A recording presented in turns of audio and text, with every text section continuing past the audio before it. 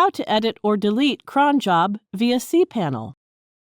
Log into your cPanel account and you will be on this page. Scroll down to the Advanced section and click the cron jobs.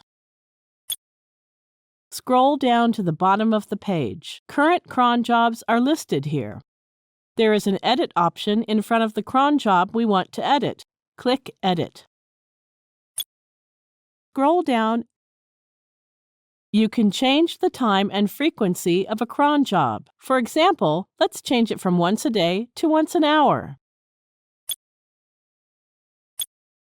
After making the required changes, click the Edit Line button.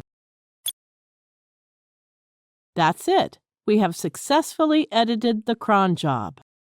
Let's see how to delete a cron job. Go and click the Delete button. Click Delete again. That's it. The cron job has been successfully deleted. Now you know how to edit or delete a cron job. Thank you for watching.